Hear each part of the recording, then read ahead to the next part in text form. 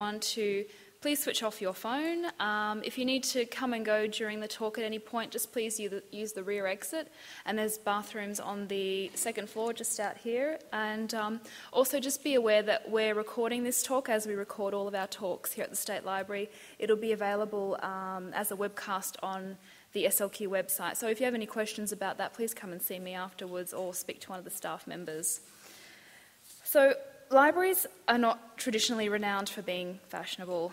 We are not as glamorous here as our neighbours, the Gallery or the Queensland Performing Arts Centre, but what we are good at is being a place to hold talks and conversations, such as this one, on important contemporary issues.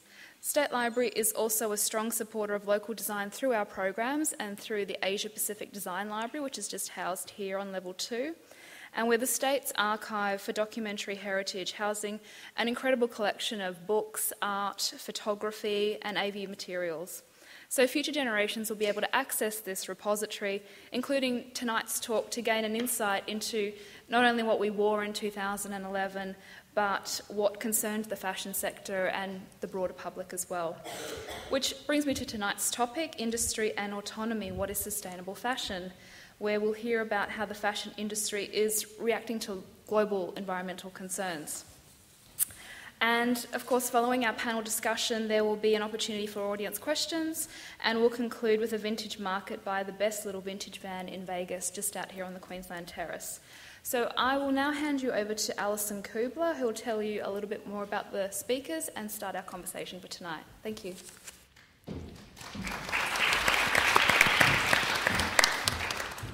Thank you, Susan. My name is Allison Kubler, and together with Nadia Buick, we're bringing you tonight Fashion After Hours for the third year running.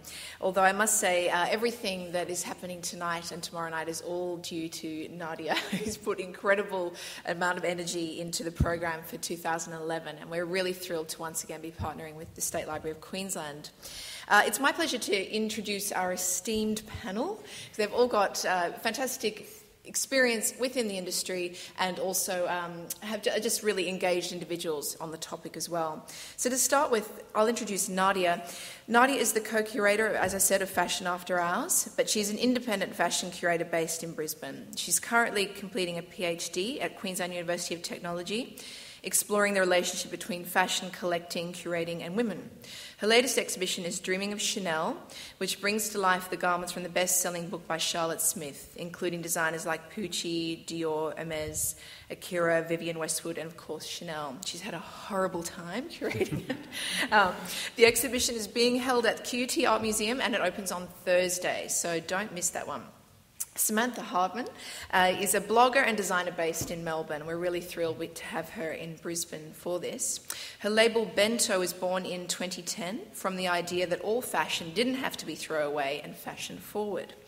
Effortless, timeless and enduring, Bento is built on the principle of style that has longevity, both in terms of design and quality.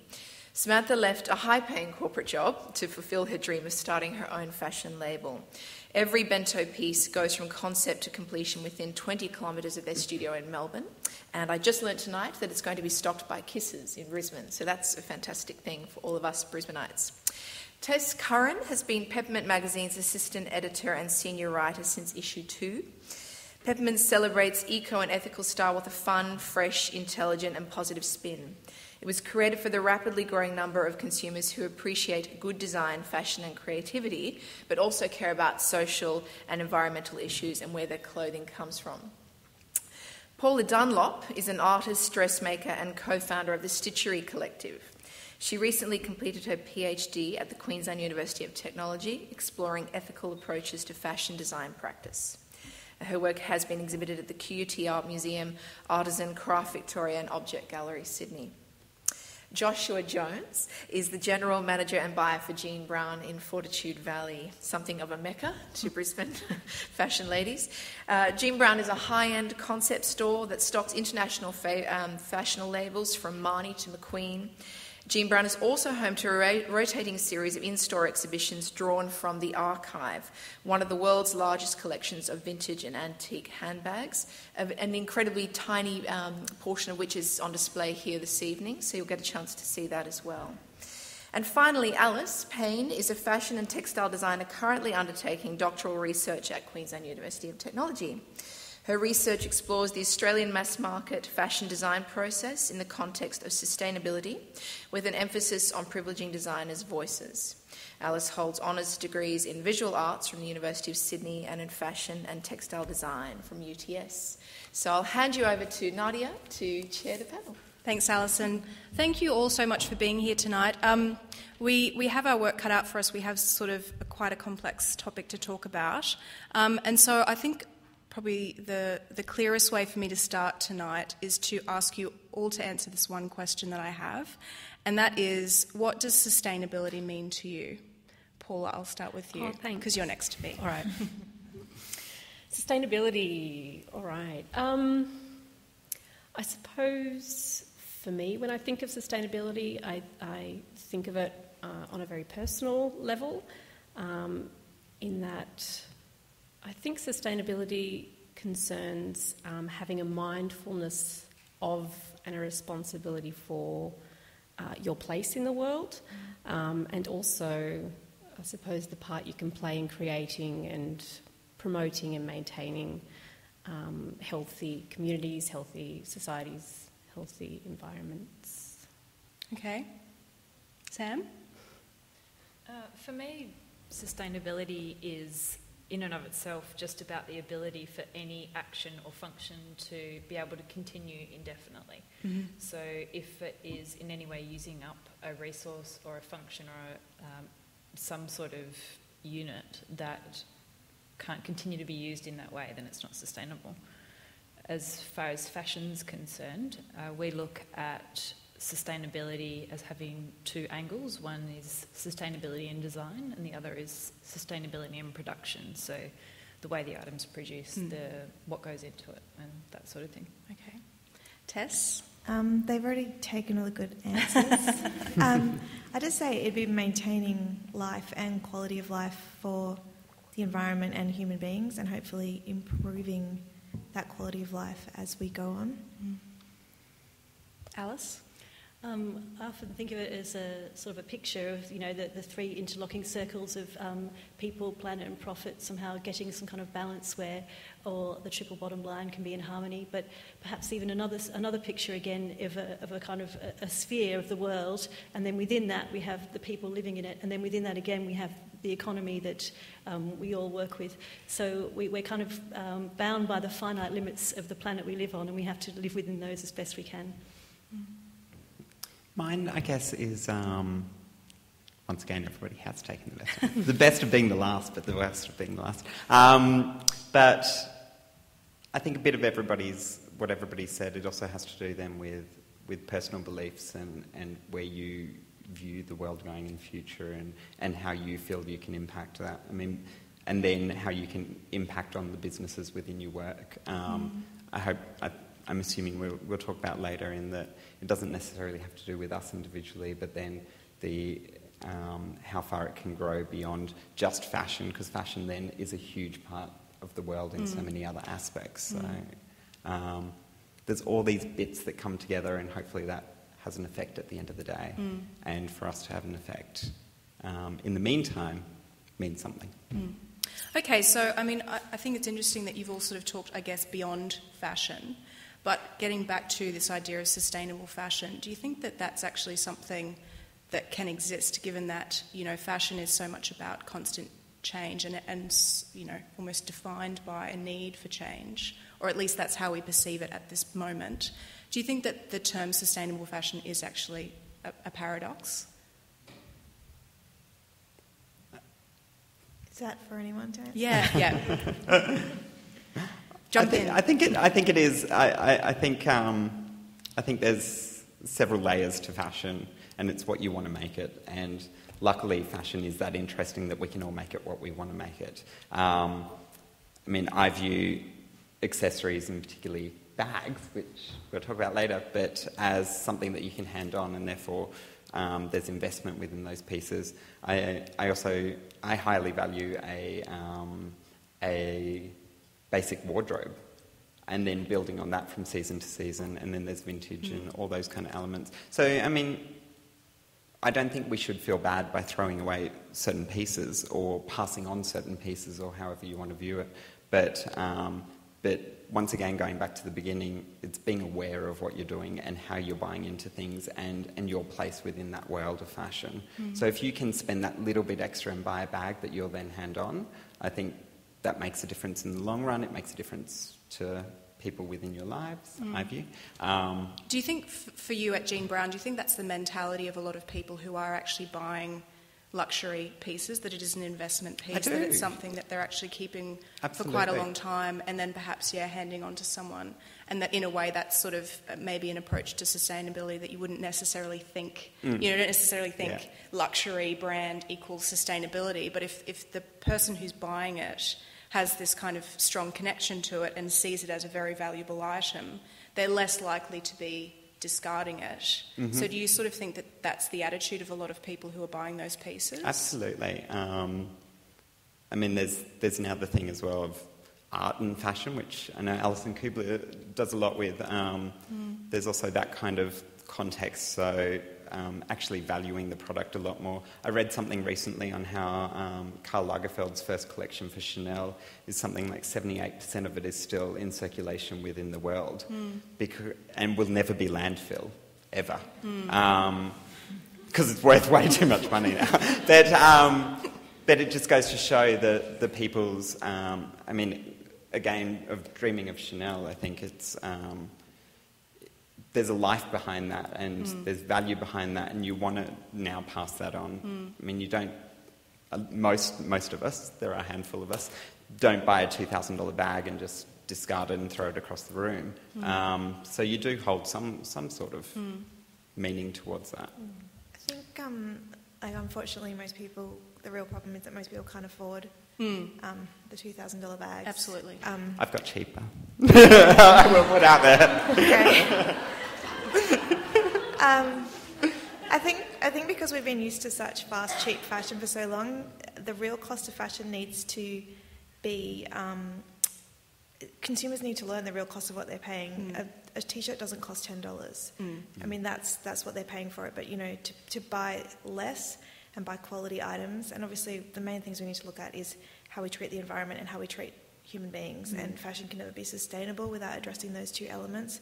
But we also, even if you buy all the organic clothing pieces in the world, we ultimately need to be buying less. And circulating items, swapping, sharing, mending, reusing, upcycling. I mean, all those buzzwords. Because otherwise, we're just digging ourselves deeper into this sort of hole. And I suppose that's what I was asking with this idea of it being a paradox, is that, are all those things that you're talking about, particularly at this period of time, actually inherent to fashion, or are they outside of fashion and they need to become part of fashion in order for fashion to be sustainable? I'd say they're inherent in fast fashion, and but there is obviously a trend for... People are becoming more aware, and that's why the word eco is tacked onto everything, even when it's not applicable. But so that's a trend. Eco has sort of become a trend in fashion. Oh, not just fashion, like everywhere. Like greenwashing is just through everything. But I suppose it's a much bigger thing than this. Like the whole capitalist system sort of needs to change a little. If our whole reason for existing is to shop, then it's a little hard to change that just by, So then I guess it's a twofold problem then. It's coming up from the consumer level where people need to be more aware of what they're buying into, as you said, but also coming down from a designer level where designers are also engaging with these ideas, and I guess there's a meeting point somewhere between those two, whereas at the moment I think there's just huge disparity. Yeah, I mean, anyone else feel free to jump in.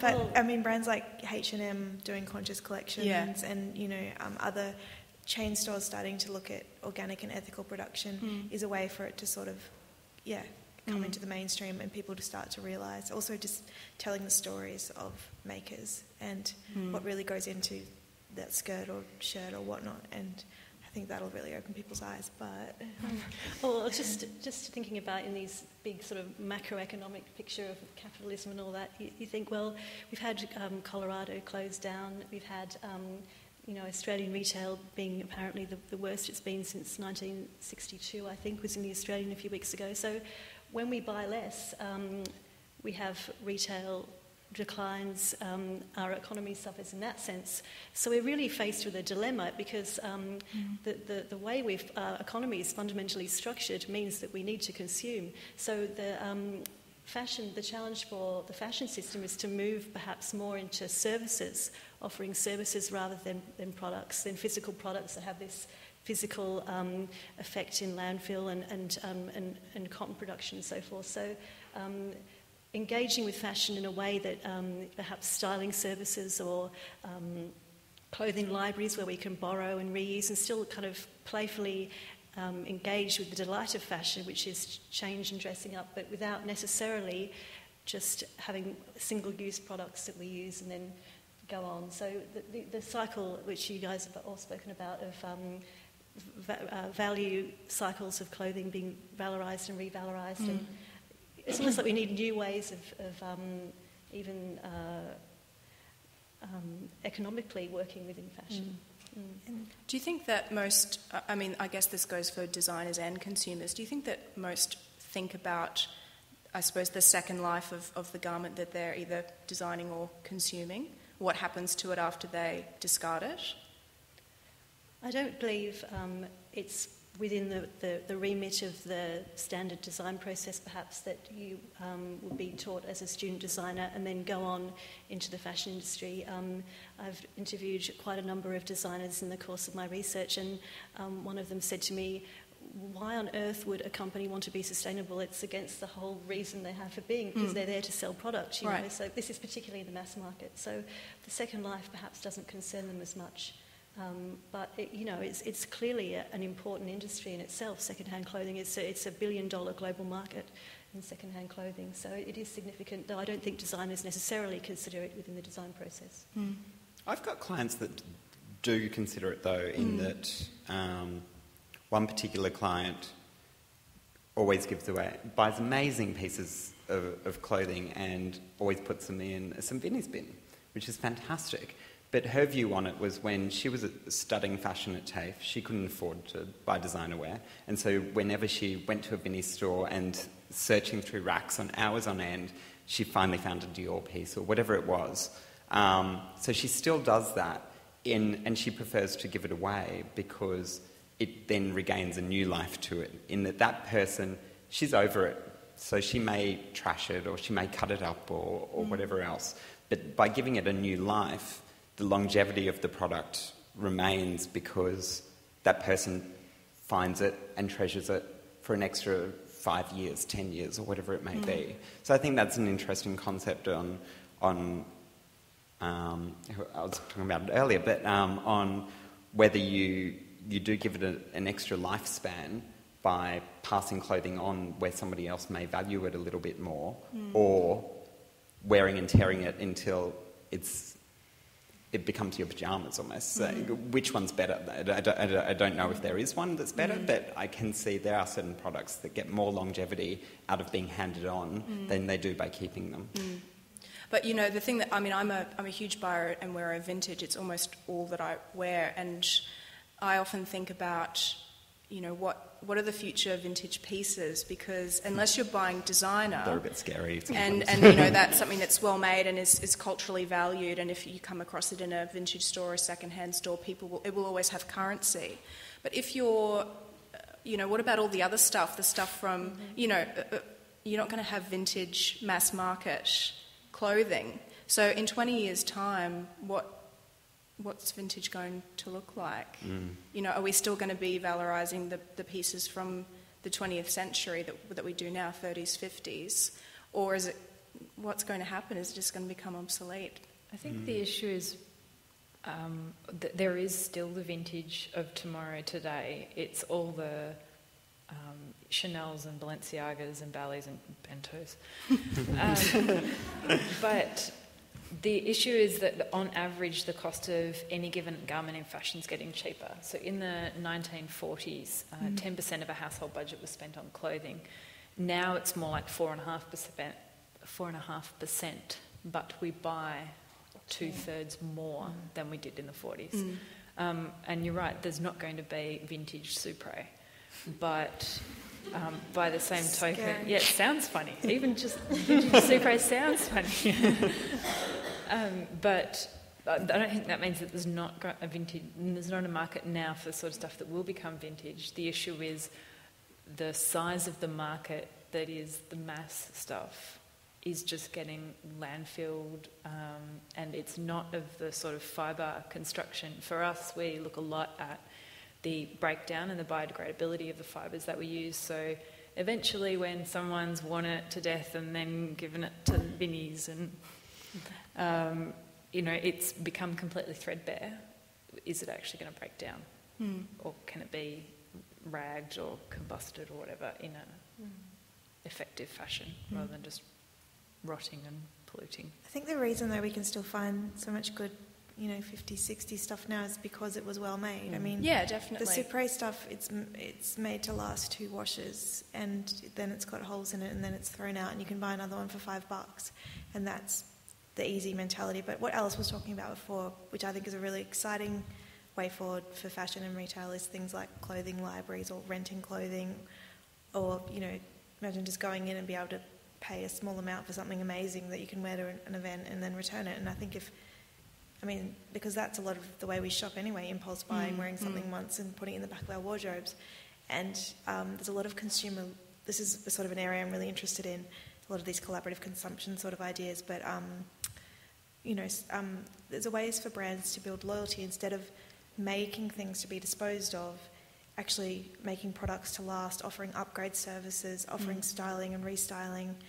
And I think that's something they're going to have to look at because retail is slumping and there is a larger consumer consciousness, I think. I think it proves that, while obviously a lot of mass market brands have been successful on the fast fashion model of making huge amounts of things and charging very little for them, at the end of the day, I think people want to have clothing in their wardrobe that they have an emotional attachment to, and I think that those are the pieces that you keep, and I think that it's almost the responsibility of the designer to try and create something that people actually want to hang on to. I don't understand why, as a designer, you would want to create something that someone doesn't value at all and is happy just to throw out. That just seems really strange to me. Why would you do that as a designer? For money. But it's not much money. Like if you're saying, they're only paying $5 for it, what are they making out of that? Like Zara, brands. I suppose the difference between fashion designers and fast fashion, because fast fashion is just copying designers. So like Zara, they churn stuff out in like a week, copying mainstream stuff, and then it gets bought up, and they're making loads. He's like the 7th richest man in the world. I don't know. I think perhaps it also ties into you're not really buying a $5 garment, you're buying a fashion trend that is what people want now. It's what who are those people? They're always in the magazines. They've got dark Kardashians or something. they're always in the doctors. I'm like, who are these people? But anyway, Kim got married yesterday. Okay. Congratulations. You want what they're wearing, and you want to. The price you're paying for the garment, you're not really buying a physical garment. You're buying this abstract trend almost that happens to be embodied in a material garment. And that's what fast fashion designers do really well. They manage to capture the zeitgeist, if you like, that's only fleeting. It's only around for a few weeks, but they've got it and it's there, and people can buy it and they can feel right because they fit in for that period of time. But is it okay to kind of maintain our kind of creativity and urge to feel part of that world by going back to having that base wardrobe that you do invest in and you maintain, and buying into it a little bit? Is that necessarily a bad thing? If you're not I mean, we can't all just have a base wardrobe and feel like we can only buy vintage. Is it a bad thing to buy into it? I don't think it is necessarily, and this is where is fashion a paradox, in that we can buy into it. It's just buying into it in the right way, I believe, personally. Sustainable because otherwise we'll be bored. That's the first thing. It needs to, the fashion aspect and the design aspect and the exciting aspect needs to come first, and then second it needs to be green, and the green should be invisible. That should not be the selling point. Yeah, and that was something I was going to raise with you, is that, you know, obviously we're having a conversation about this, a public conversation about sustainability, and, you know, perhaps at the moment we're at a point where, you know, it all needs to be fairly transparent so the consumer can kind of see that they are buying into something. If it's an eco-label, they know how it's made, where it's coming from, all of that. But is that desire to actually sort of shout your eco-credentials out always on your label or whatever actually hindering the long-term adoption of sustainability as an ordinary part of the fashion industry? Do we need to move beyond sort of, you know, saying it's sustainable into just making it, as you said, kind of an invisible thing that exists? I can provide some incredibly brief data on that. Good. Please do. Because I've been in the fashion industry for like that long. So because my background's in business, I like to put numbers to everything. And in our first season, we did a random test where we had books and paraphernalia and talks and things held at some of our stockists. We talked about the background of the label and all that sort of jazz and where it's made. Others, we just put the Little Made in Australia kangaroo triangle symbol on the tags, and others we did nothing. It did not change the sales at all. The only thing it did change is how much people talked about it. Okay. So people like to comment on, oh, it's made in Australia, and they like to talk about how it feels good, but it doesn't change how they buy it. And to put I used to work for a bank, and I won't say which bank. You can ask me later if you want. But the bank that I worked for was actually very socially responsible. They gave people free time. They actually paid us as staff members to do quite a lot of charity work. They gave billions to charity. When Black Saturday happened, they shut down our call centres so that all the staff could take calls for the Red Cross. They're amazing. But they worked out that unless there are two identical bank accounts with branches that are in exactly the same spots and everything else is identical, it doesn't make any difference as to whether or not people will choose that bank over anything else. And it's heartbreaking to think, but the fact is people just don't care. I can disagree. No, there are groups, and like the group of people sitting here right now do care, but and you and I do and things like that. Yeah. But I think statistically, I think there are a market of people that will only buy something because it is eco or ethical, but the vast majority do not care, which is why I mean it needs to be invisible in terms of people need to look. Especially with peppermint, when we started, we were like, yeah, we're fresh green fashion. That was the tagline. That's what we put on everything. And now we've just gone a bit. That's still everything we are, but we haven't tagged it so much, and we try to stop using the word eco and green so much because otherwise it would just be every second word. And so we get new audiences now, people picking it up, going, oh, I love this dress, or looking at shoots, going, I love this fashion, and then realising that it's eco or ethical afterwards. And that's our main goal, because there's still a bit of that stigma of it being all hippie stuff. And that's a question I was going to ask, is do you find there's a perception that, you know, eco-sustainable fashion isn't aesthetically as sophisticated as any other? Maybe like 3 years ago when we started, and now it's just like, I mean, if you ask the question, can sustainable fashion exist, I'd have to say definitely yes, because the number of brands and the quality of brands and the stuff that's just that, especially it's great to see also students coming out of design school, fashion design now, they're learning about the importance of sustainability, so they're our next generation of designers. And also just the number of brands, the number of mainstream brands are doing organic collections, just the amount of talent recognising green elements and fair trade elements is overwhelming. So I think that yes, but it's still like this much of the market. So, I mean, there's like our world, which is very happy and growing and colourful, and then there's the Westfield Cherm side and things like that. So yeah. Alice, I wanted to talk to you a little bit about your research at the moment. A lot of it is to do with the Australian mass market industry, and so you've actually been talking directly to specific labels about sustainability. Yeah.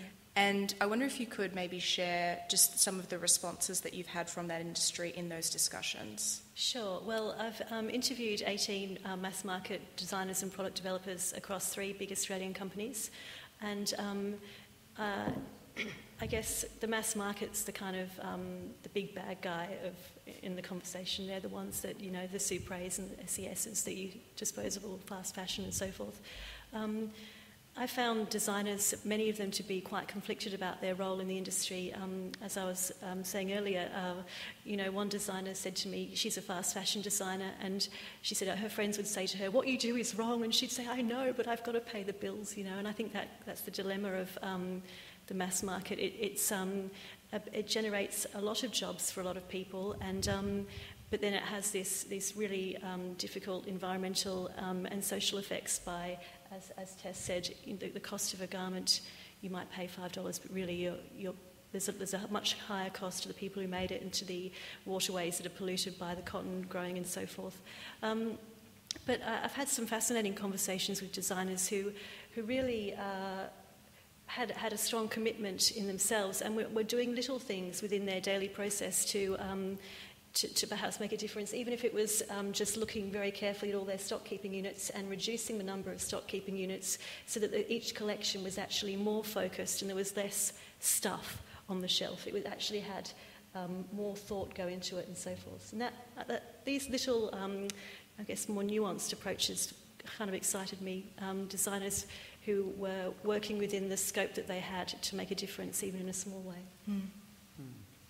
I wanted to also sort of bring up this idea that, the concept of sustainability, I guess it's kind of a reasonably hot topic in the last few years. But, I think with fashion, there's a bit of a tendency to forget that, in other eras, similar ideas about sustainability have been prevalent, such as in the 40s and in the 70s as well. And I know, Paula, that's something that you wrote quite a lot about in your PhD. And I just wonder if, kind of, I guess, reminding people or even telling people who maybe don't know that, whether that's actually a helpful context for conversations about sustainability now. Yeah, I've been a bit quiet sitting here because I feel a bit naive when it comes to the actual business and commerce of fashion. And I suppose that's not really sort of areas of fashion that I'm all that interested in. As a dressmaker and as a member of the Stitchery Collective, where we are very much interested in process and consumers as makers, I suppose, where I think the future for sustainable fashion is perhaps, and this links to perhaps what Alice was talking about with sort of services, is perhaps in sort of people becoming a bit more thrifty again and being a bit more active consumers and thoughtful consumers, and perhaps even taking to fashion themselves, because of course the business of fashion and sort of fashion as something traded is really only part of the history of fashion. There's always been this parallel history of people doing it themselves in their homes and making things for themselves, and you were alluding to the I saw you had some images up there of the Make, Do and Mend initiative during the Second World War, where there was this real mindfulness around of the need to actually be very, very careful about how you consume, and I just wonder if it's those sorts of shifts in attitude that we'll probably see beginning to shape the future of fashion in years to come. Do you think it's about people actually reconnecting with the making of fashion? I think a lot less people sew now. People don't necessarily have the skills to pick up maybe a piece of cheaply made clothing and actually recognise off the shelf that it's a cheaply made piece of clothing because they've never made a piece of clothing before. And I just wonder if that disconnection between those things is actually allowing more consumers to sort of buy into something that really, if they had a bit more knowledge about how it was made and, touching it and all that sort of stuff, then they just wouldn't Yeah. they wouldn't do it because, for people who sew, for me, I have to get vintage because it's well made, otherwise I just can't bring myself to wear it. Well, I think that's true of many things. Once, if you're a garment maker yourselves, you probably know what to look for in a garment, and you're probably more likely to actually feel gratitude for where that thing's come from, how it's been made, and perhaps the longer story of its making. And I wonder if you're right, if it is just that disconnect between the material reality of where things come from that's actually sort of headed us towards perhaps just being gratified in a very sort of superficial way with our clothes, rather than perhaps sort of treasuring the really well-made things that might actually cost a bit more but will probably last in the long run, will be passed through families and have a sense of longevity about it. Sam, I wanted to talk to you a little bit about just, I suppose, the realities of actually running a sustainable label from a design perspective, but also from a production perspective. One of the things that is really amazing about Bento, and that sort of is quite an easily discovered fact about Bento, is that everything goes from concept to completion within 20 k's of the studio. And I think, that sounds really easy to say, but how does that actually work, particularly when, there's so many discussions in Australia about the decline in manufacturing and everything's being sent offshore and all of that. How does that actually work practically? It was really hard to set up. Establishing a supply chain for any business is 70% of the effort. The whole concept to completion within 20 kilometres of the studio is just because my background's in marketing, so I thought of a good way to put that. It's true, though. Yeah, it is not just spin. No, but that you could say that in a far longer sentence. Yeah, but people remember. It's a great sentence, but it's yeah. not. It's not marketing in the sense that you're selling it for more than it is. It's true. That is actually the case. No, the only thing that doesn't is the cotton that, like in the stitches. Okay. If anyone knows where you can get cotton made in Australia, like on earth, like on a spool, let me know. Drives me insane. It has been really hard to set up. We get a lot of pressure from retailers to move offshore, to go with cheaper fabrics. A lot of them want you to cut your profit margins. Yeah. And like, we've got a T-shirt that retails for $80. We make $10 on that. There's not a lot of room in there to...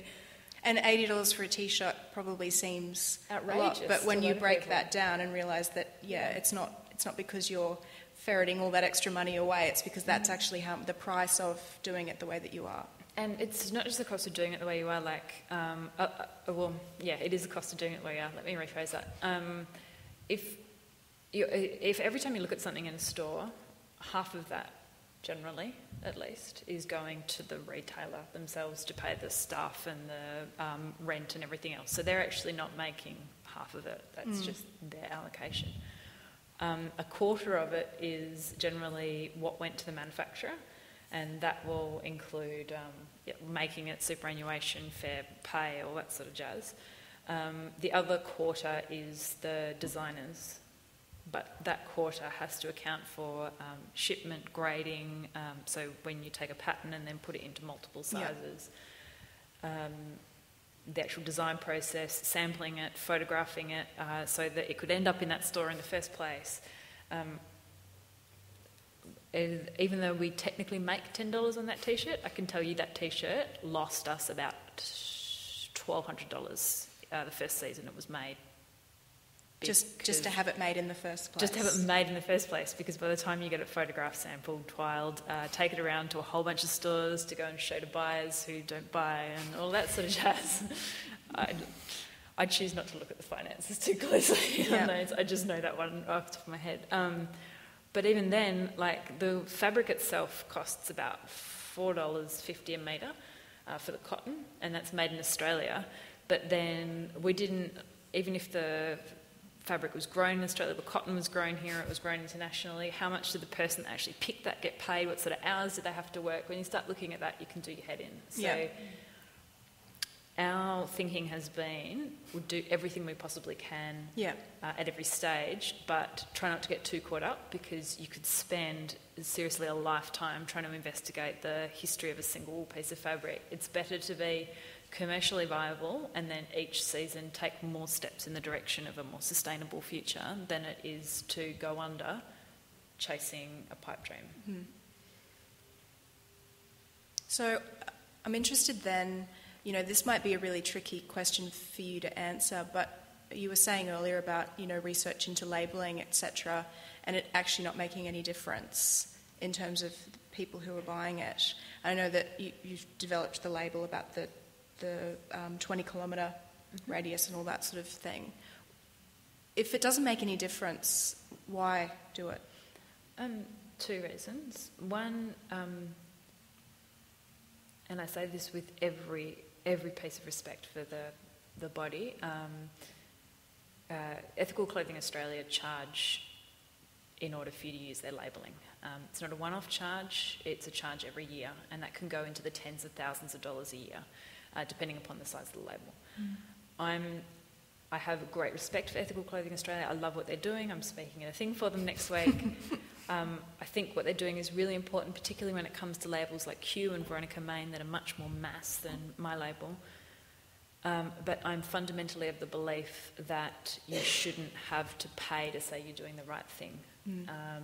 So I'm not prepared to pay hundreds to tens of thousands of dollars a year because I'm doing the right thing. It's like an apple having to have a label on it saying an apple a day keeps the doctor away, and cigarettes not having to have anything on them. I just don't think that's a good place to be. And in terms of sustainability and green becoming mainstream, it's like Tess was saying, you can't hide it. You should be hiding it. It should be just taken for granted. Of course you're paying people fair wages. Of course you're not using child labour. Like, you shouldn't have to say that you're not. So having that on there is part of that. The other is just about getting people to start thinking about it. So it's like a little personal crusade on getting people to consider where stuff comes from. Yeah. Even if all it means is that next time someone picks up a pair of shoes, they look to see where it's made, or they, even just for a minute, do their homework, or just have a fleeting moment of, I wonder where it came from. I wonder what the person that picked this got paid. Wonder if they had to work 16 hours. Wonder if they're over 12. Yeah. That's the most frightening aspect, I think, and I get overwhelmed with it too. I mean, facts like, just to quote a random statistic, that 26 Indian cotton farmers per day commit suicide because of pesticide debt. Hundreds of thousands are killed by pesticide poisoning just for growing the cotton that makes us a prey clothes. And I read things like that and I just think, how does no one know this, and how are people not affected by these figures? But it is just people don't know, and ignorance is bliss. And you go to shopping malls. I mean, as wonderful as niche labels are, and designers who are turning green and producing sustainable, beautiful pieces in smaller runs.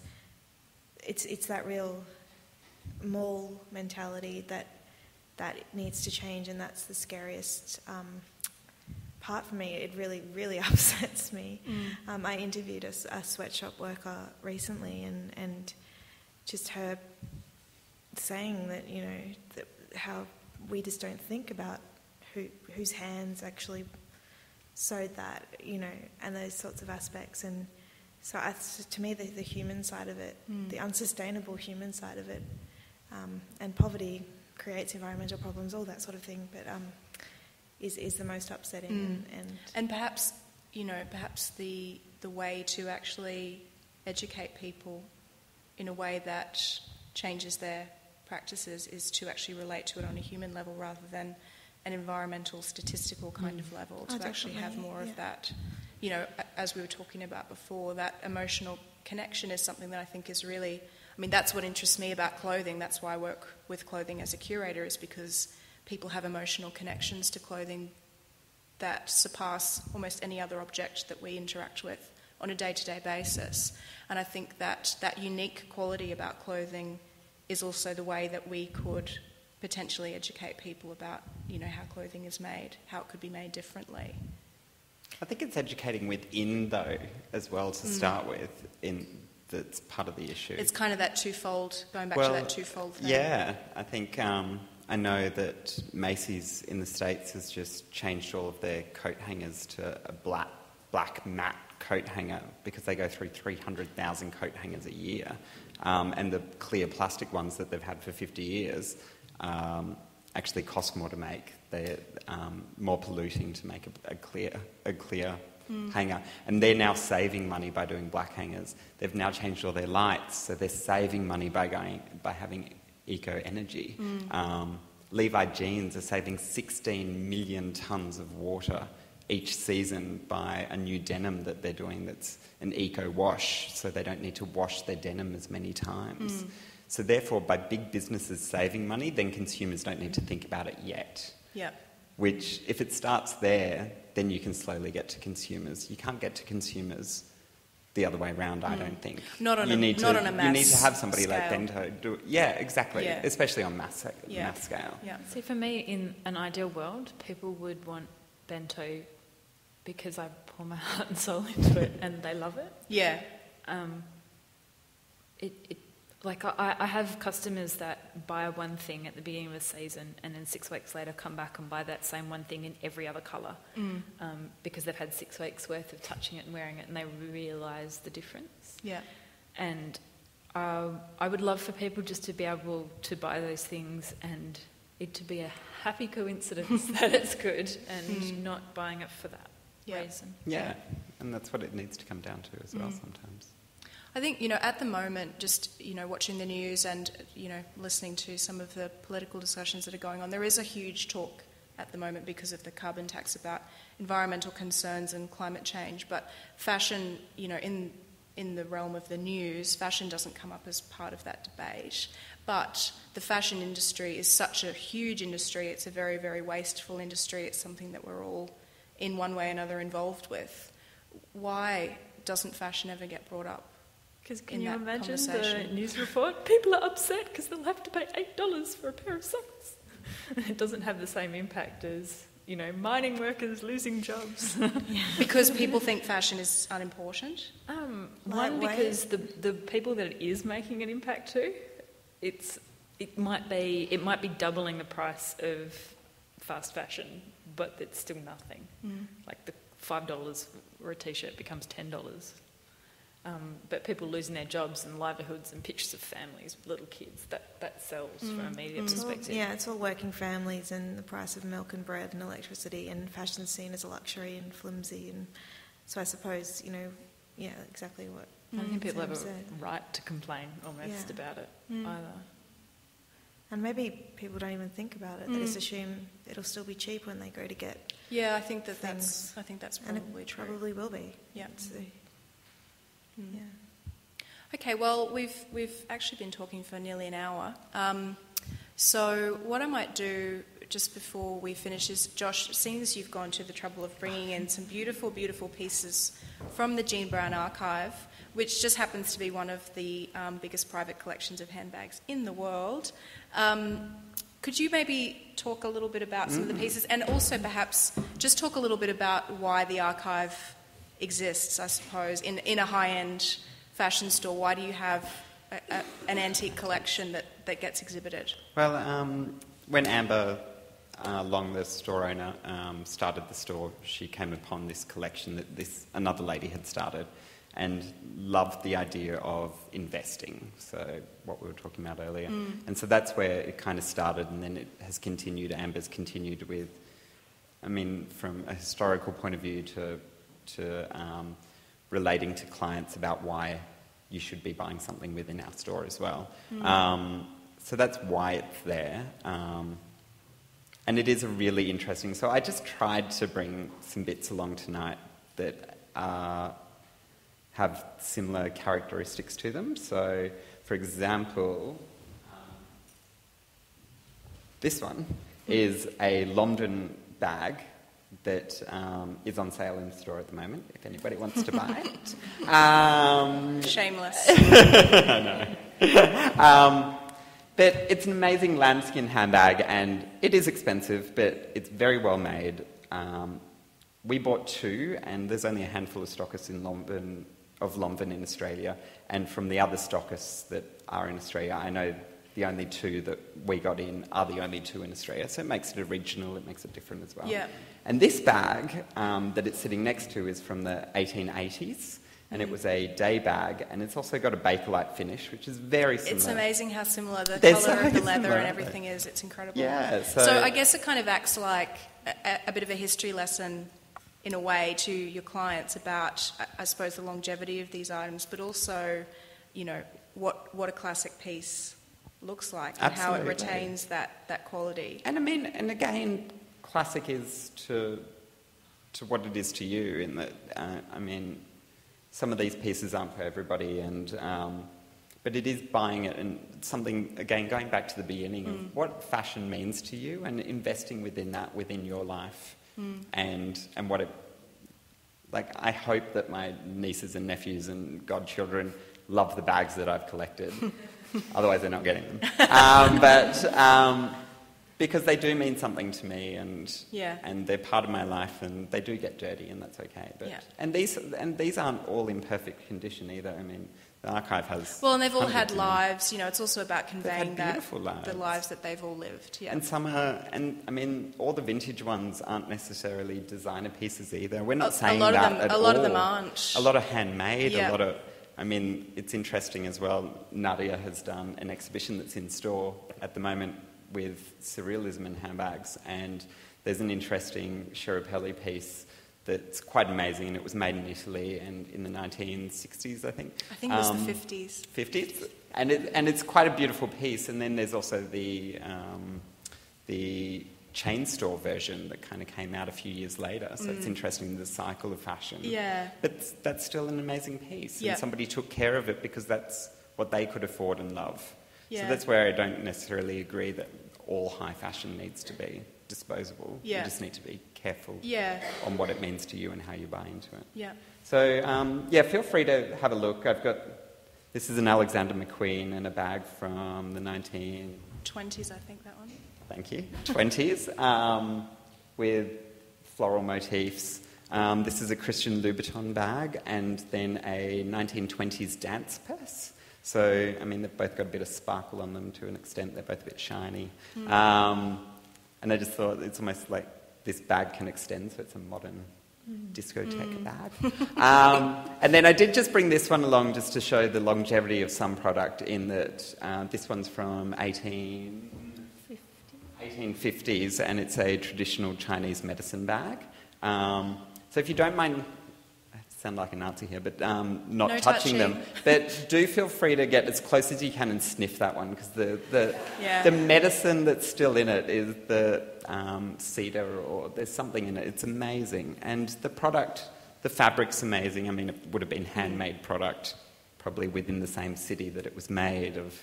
And then somebody sat there in the needle and thread work. And I mean, the tassels are tearing at the moment, but it's quite a phenomenal bag. So yeah, do have a look, and feel free to touch the new bags. But Thank you, Josh, for bringing them in. Everyone, feel free sort of at the end when we're leaving to come down and have a look at those. I might actually just hand over to you guys now if there's any questions for our lovely panel members. We've got a microphone going around, and Jess will just come to you. So just wait for the microphone. Any questions? Just Charlotte. Thank you. It's sort of more kind of a comment, but, this idea of dealing on one side with retail and our economies that rely on retail and people buying all the time, and also sustainability. I would have thought where you have to approach, instead of all of us banging our heads against the wall thinking, no one's ever going to get the point, it's educating children from, primary school up, because they're the ones that are going to carry this through.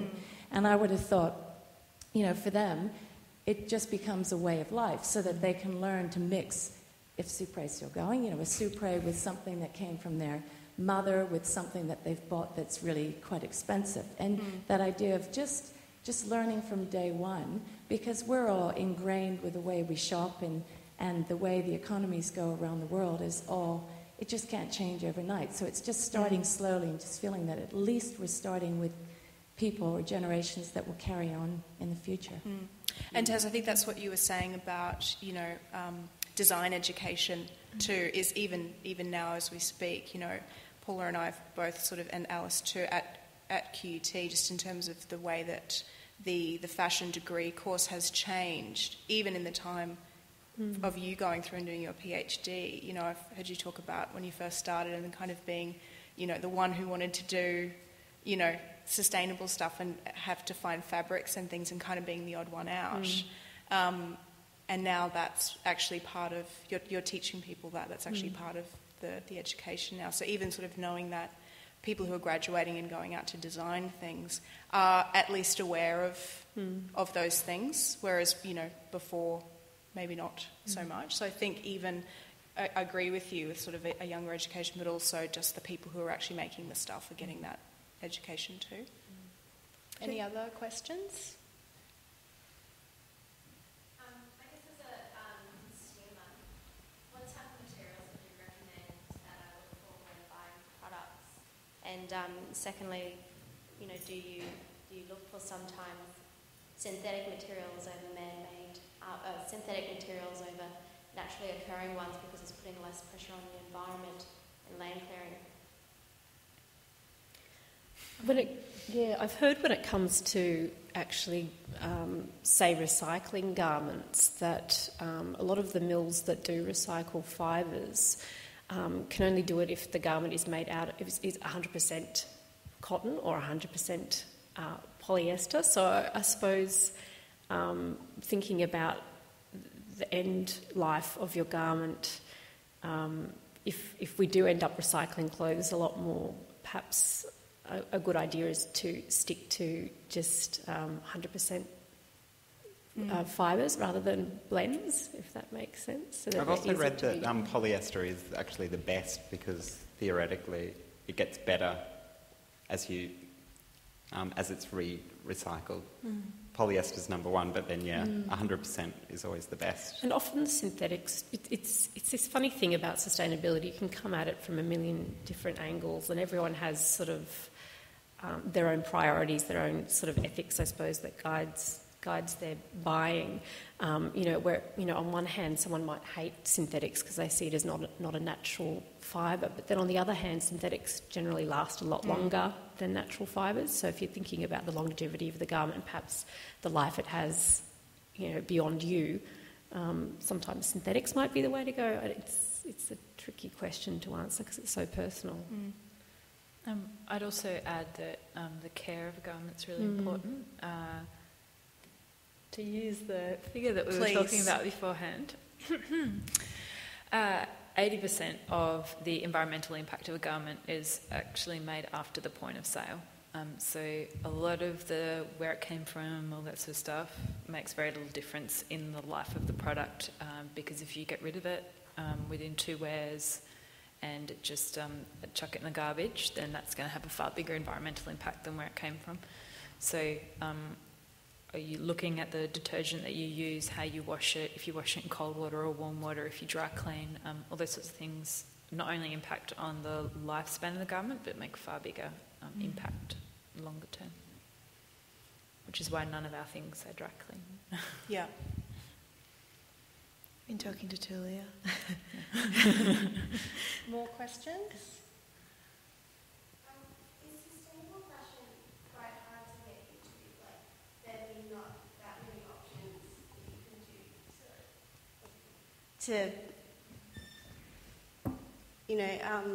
do? There's not that many options in sustainability to sort of explore, and that we're not sort of researching into enough ways.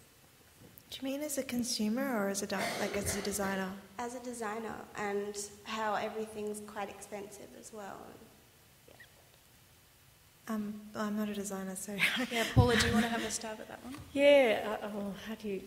It's a really tricky thing, I think, for design students who are interested in sustainability, because sooner or later you come to the realisation that really the last thing the world needs is another fashion label. So what are you actually doing this for? And Yeah, it's that tricky thing though, that if the people that are mindful of sort of the negative effects of the fashion industry are so mindful of it that it prohibits them from participating at all, it means that there's no one actually in there doing the good things. So, but I don't know, to answer your question, how do you get into sustainable fashion? Do you mean, is there like a neat way of actually just entering into it?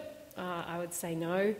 I'm not sure. I think you sort of have to do it for yourself. Yeah. It depends on what you're interested in and the angle you take.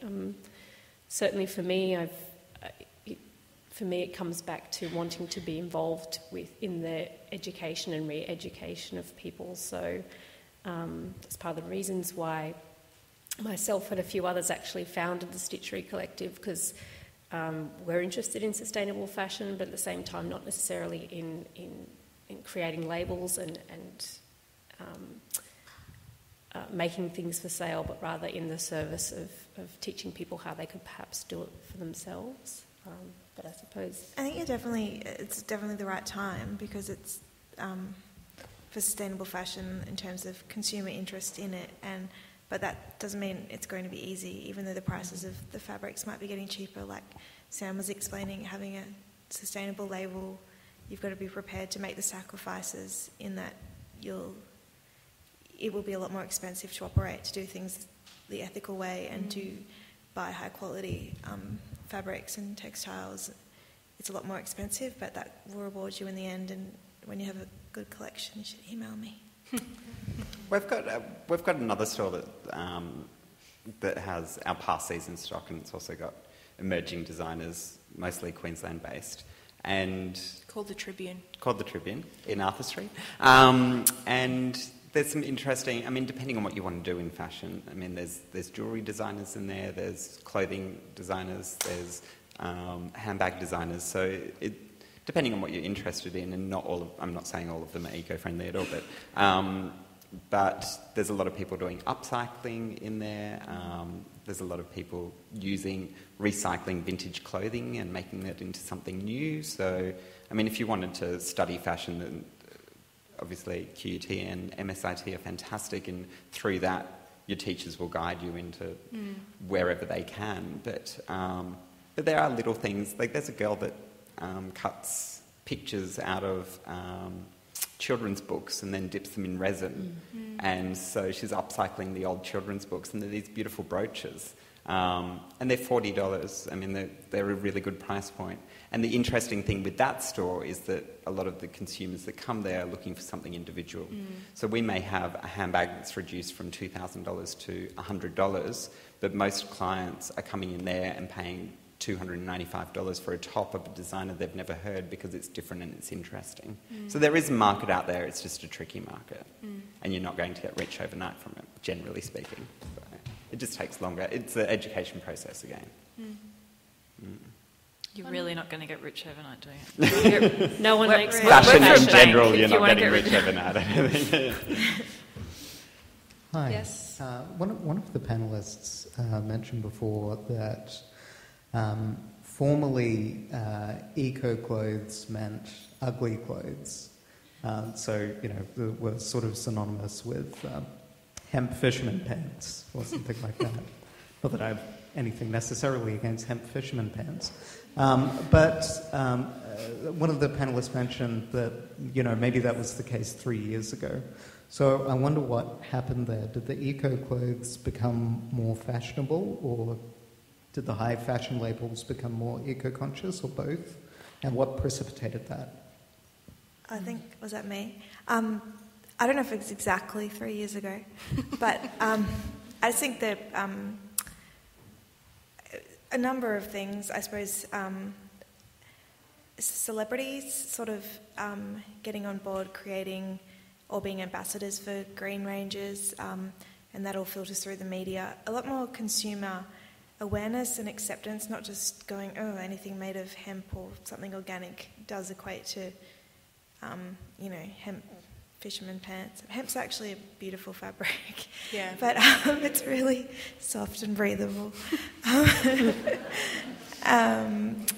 But yeah, it's just a time when I'm not sure exactly. It's just great that it's happened. I've just noticed that there's just so much more. Like, we used to struggle to fill our pages, and now we just have to bump out so much because there's just so much great stuff coming in. And I suppose with a lot of the... I just remember was it 2008 when it seemed to be the really hip thing for all the big stores like Supre and JJ's to have those I Heart the Planet t-shirts and things like that.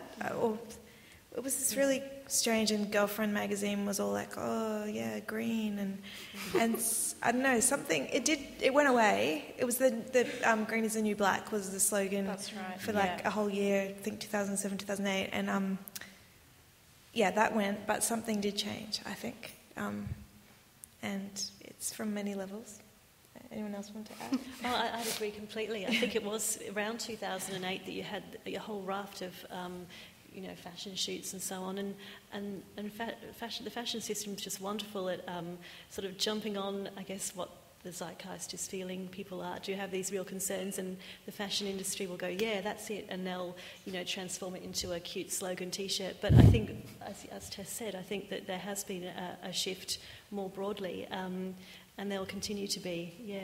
And I think that the hemp fashion cliche came from the early 90s when Esprit released a collection. It was all like this kind of floaty linen, all in earth tones, and with like raffia in the hair and all that kind of thing. So that was probably where the cliche began. But I think it has. It is trickling away. Yeah. And maybe more than just a trend. I think once you discover the real cost of fashion, and it's not just like, oh, this season I like brown, or whatever it's a beige season or whatnot.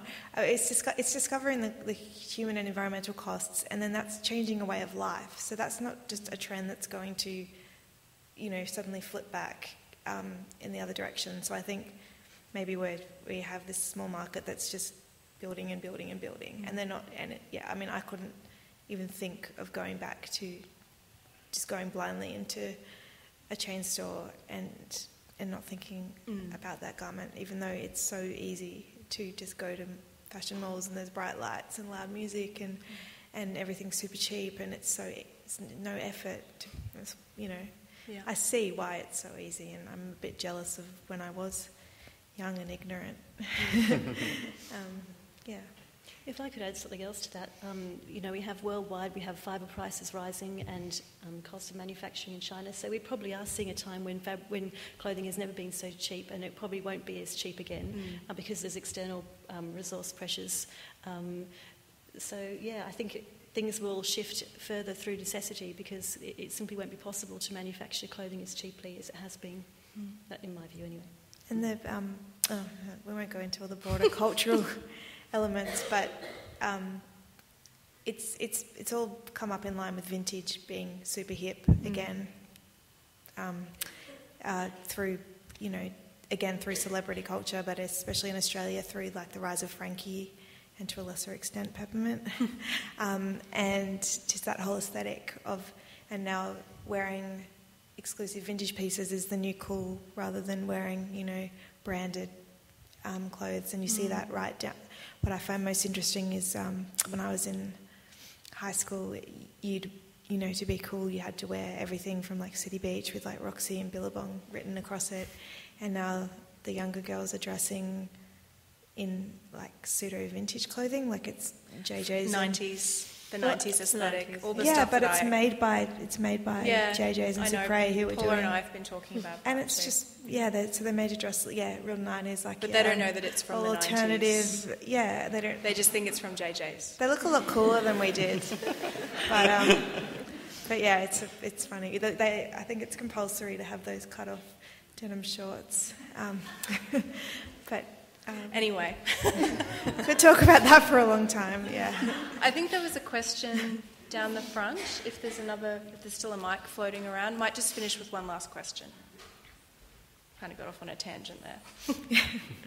I guess as a uni student, my question really comes down to how can we make an impact when we earn nothing and all of our time is spent studying, and how can we turn away from saying, oh, but that top's $5, and go, but if I don't buy it, it'll help the environment, but I really like that top. I really just want to buy something. Well, I spend an average of $10 per dress, and I only buy vintage. Oh, you're good. Where do you do Where that? are you shopping? How do we take I get most of it online from eBay and Etsy. What about the shipping footprint? Yeah, I try to keep that a lot lower, but I still think that, I buy stuff from Australia, but I also buy things from overseas, but I still think that it evens out, that I'm keeping it for a long time. I was joking. It's vintage, so I'm addicted to Etsy. I've been thinking about this. But you can start to invest as well within different things and also actually try walking away. And do you remember it tomorrow? Most often not. You are doing a lot. So unless it's a special piece, then you can start to think about. If you start to think about conversations tonight or whatever else, but then. I mean, like we were saying earlier, you're a fashion uni student. You can start now by... Make something beautiful. I'm actually a law student. Come to the Well, don't use so many books. Cut down on paperwork. By being poor, you are helping by not buying. But yeah, go to markets, swap stuff with your friends, realise that it's cool not to have the same thing as everyone else. Yeah. And of course, make something poorly at home. Yeah. And the fact that you're having that sort of dilemma is good. Thing. Yeah, it's good. Yeah, start protesting. Yeah. But if you need the logic to get you through it, have a look in your wardrobe. And I did this once when I was studying financial planning. Look at everything that you've bought in the last year. How much of it are you still wearing? It's horrific. Well, the other good one is to also test your wardrobe and put everything one way on coat hangers, and then every time you wear it, turn it around the other way, and then try not to wear it again, and see how long that lasts you. Yeah, you get like a I week don't do it, at but the I've heard best. it's really good. It's really good. Okay, on that That's note, what I think we will finish. Thank you, everyone, for coming. Thank you very much to the State Library for having us and to QUT for sponsoring us. And thank you very, very much to Josh, Alice, Tess, Sam and Paula for being here tonight. Please continue to hang around. We're going to go out to the Queensland Terrace, which is just behind. And Chris from the Best Little Vintage Van in Vegas has set up a lovely little vintage market for us. And I'm hoping that most of the guests will stay around. So if you have any questions that you didn't get to have answered, feel free to come and have a chat and have a look at the beautiful Jean Brown pieces. So please just thank the panel and thank you all for coming. Thanks, guys.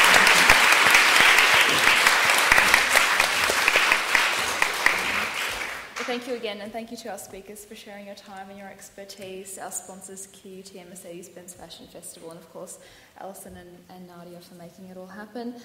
Please come back again tomorrow night. We're going to have our second Fashion After Hours event, Brisbane Women in Fashion, Clothing, Community and Culture. So there are still a few seats available for that, and it's a free event. You just book through QTix, same as you did tonight. And yes, as Nadia said, let's walk the talk and go and check out the vintage fashion on the terrace. And thank you again for coming. You guys were awesome. Thank you. Thank you. Oh, I'm so thirsty.